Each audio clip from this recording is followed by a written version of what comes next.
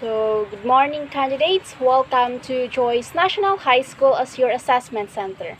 I am Melody Miranda, an accredited competency assessor for bread and pastry production NC2. So before we proceed to the assessment proper, I would like to welcome the presence of Mr. Dennis Quintana, the tester representative. Welcome, sir. So you don't have to worry about his presence. He is here to oversee if my conduct of assessment is prescribed methodology and standard set by assessment and certification of TESDA. So for now, I will check your attendance and please kindly present to me your admission slip.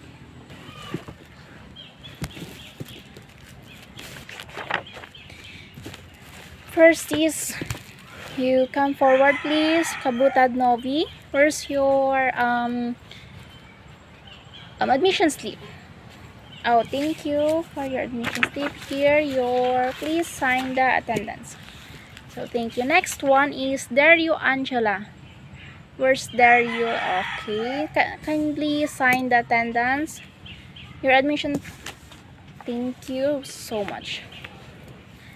So the next one is the Samparado Angeli.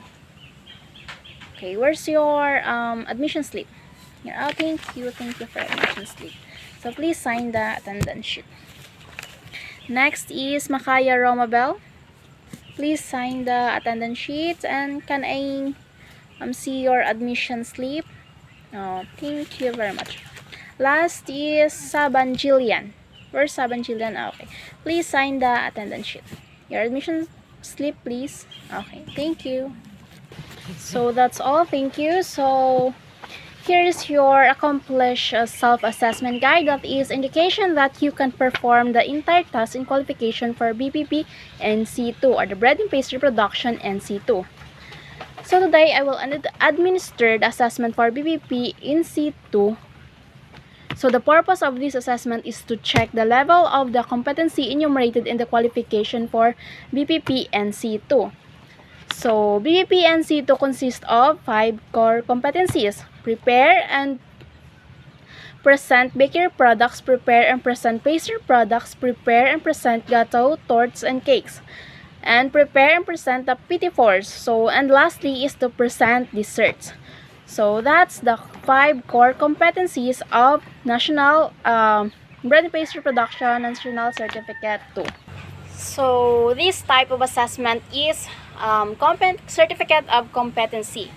If the result of your assessment is not yet competent, you will only take which competency you are rated as not yet competent. And what you need is to practice and review your module. So if you are confident enough, you need to apply for reassessment at the assessment center. So if you can't understand instructions, don't hesitate to ask me, because I am very much willing to help you, or I will translate the item in our vernacular which you could not understand. So this assessment is confidential. You, and the person inside of this assessment area are kept the result confidential. So reminders, if you are not conforming with the result of your assessment, you are free to write an appeal to the provincial office addressed to the provincial director. So if you need personal necessities, our CR is located beside the computer room there. There is the computer room, so you can use there if you need the comfort room. So if you need to buy your food, and our canteen is located at the ground floor. So at the ground floor there is the canteen. So before you start, I will give some do's and don'ts during the assessment. So the first one is practice safety all the times. Use the proper protective equipment. Avoid using cell phone. Don't eat inside the assessment, and don't disturb your co-candidates. So you are not allowed to talk to each other of your co-candidates. You should focus on your work. So don't disturb your co-candidates. So before I will distribute your number, please read the specific instruction. That is a very important to read the specific instructions so that you will be able to know what you are going to do during this assessment. So if you're done reading a specific instructions, I will distribute to you now your number. Any questions and clarifications? If none, here's your number. So get your number, please. Number 1, please get your number here. Number 2, number 3, and number 4, and lastly number 5. So please proceed to your corresponding table number. So candidate number 1, please proceed to the table number 1. Then also to the candidate number 2, please proceed to table number 2. Then 3, please proceed to table number 3, 4, and 5.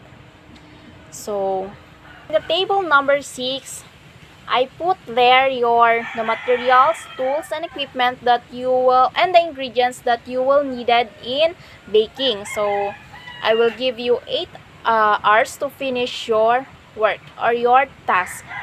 So as you finish your task, please put your output in the presentation table on your designated number. So after demonstrations, I will ask questions related to your demonstrations. And after that, I will give feedback while you are presenting the task. I will rate you. I will observe you using the rating sheet. So good luck, guys, and you can start now. Candidate number 1, please proceed to the feedbacking area, and the rest is please proceed to the waiting area. Thank you very much. So candidate number 1, please come here. So please sit down. How's your assessment? Since you are done with your demonstrations, I will give you the first question to know your underpinning knowledge. So, why do we need to wash and sanitize the materials and equipment that we used in baking? So, the second question is, what kind of frosting you have to use to decorate the cakes? Lastly is, why do we need to scrub the extra dough in our pie plate? So, based on my observation and on your oral questions, you have answered all the questions correctly. So, based on your demonstration on 4 projects, I will give each feedback of those products. So, first one is on your soft roll. So, in soft roll, manami ang iya texture. Ang iya color golden brown. Mahumok man siya, iya appearance kanami gid lantawon kag number of pieces is parariho.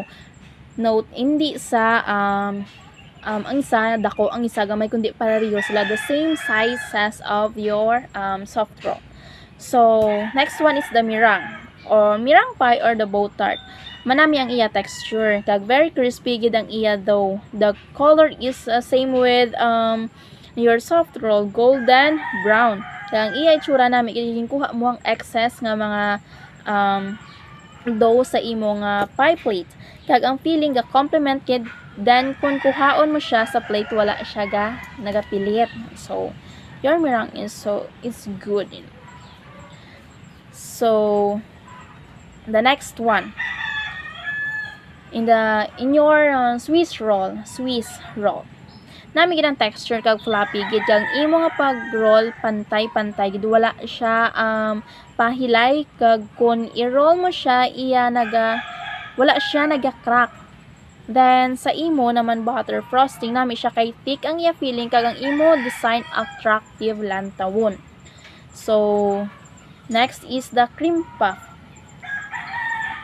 Nami kay nag-puff gid iya color golden brown, wala siya wala siya nagkupos, kundi kumbaga like mountain and chapon ang iya nga guwaan. So Ang imo naman caramelized go ang sugar golden brown man hindi batok. So tsakto nga pagka golden brown. O galing may na-notice lang ako sa imo nga area. Tama ka ano na ka garapta lang imo nga gamit. So dapat pagkatapos mo gamit sa kabay, kung hindi mo lang paggamit, hugasin na lang dayon kag ipakulbakay para hindi ka mag mag-irinukay imo nga area. So you must be your area must be clean. So all in all, you are competent. Congratulations. So thank you very much. So please sign the rating sheets and the cards or the competency assessment result summary. You may claim your card signed by the assessment center manager at the assessment center. And you can claim your NC2 or the NC2 certificate at the provincial office within 3 working days after this assessment. Bring 100 pesos for certification fee, one passport size. So passport size ID with a white background, and present your cards. So that's all. So thank you very much and congratulations. So candidate number 2, please come forward. So, how's your assessment? Since you are done with your demonstrations, I will be asking you regarding or related to your demonstration. So, why it is necessary to preheat the oven? What kind of frosting did you use to decorate your cakes? Lastly is, how do you check the doneness of your cake? So based on my observation in your oral, you have answered all the questions correctly. So for now I will give you each of your product feedback. So first one is in soft roll. So in your soft roll nami gid ang texture naman nami. The color is golden brown, which is correct. You should in soft roll it should be a golden brown, and the sizes of your soft roll is the same with each other. So parariho sila, so they are the same with each other. So the next one is the meringue pie and the bow tart.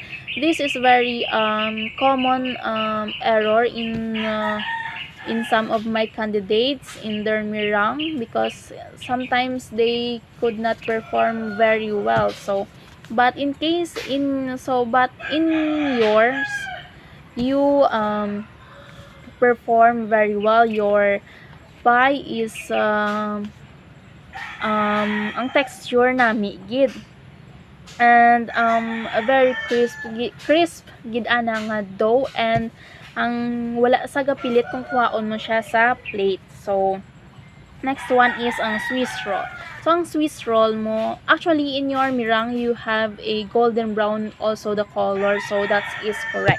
So in your soft roll nami gid, why floppy gid ang imo nga pag-roll, pantay-pantay and wala siya paghilay. So kaging roll mo wala siya naga-crack, so ang pagka-floppy nami gid. So and actually in your cream puff you have also may problem with sa imo cream puff. Why? Because wala nag-puff ang imo nga cream puff. Yung tawagan ni siya nga cream puff in order to puff the product. And also your filling basa. Dapat na hindi man sakto sang mara, hindi man ting basa, dapat sakto lang. So in case in your case you have basa iya tama ay mga filling, and the cream puff was not able to puff. And your caramelized sugar, when we say caramelized, it's a golden brown or brown, not black, because your caramelized sugar has a black, so you failed in your cream puff. So but when it comes to your cream puff, you are not yet competent, but the rest is you are competent. So only in the cream puff. So all in all, the result of your assessment is NYC or not yet competent. So I suggest you need to practice, review your module, and if you are ready and confident enough, you can take the reassessment in the assessment center, and the assessment center is available. Also the assessor, if the assessor is available, you can have the reassessment. So please sign the rating sheet and the cards or the competency assessment result summary. You can claim your cards to the assessment center, signed by the assessment center manager.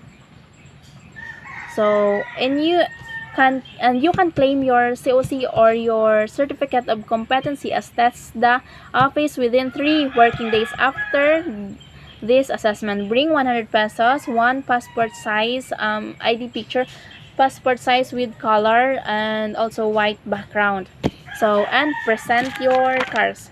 You will present these cards in order for you to get your COC or the certificate of competency. So, but I suggest that you can take a reassessment on the competency that you were rated as not yet competent. You should study well, review your module, practice making cream puff in order for you to para kung mag-reassessment ka, manami na imuguan sa imong cream puff. You should practice. Practice makes perfect. So, that's all. Thank you.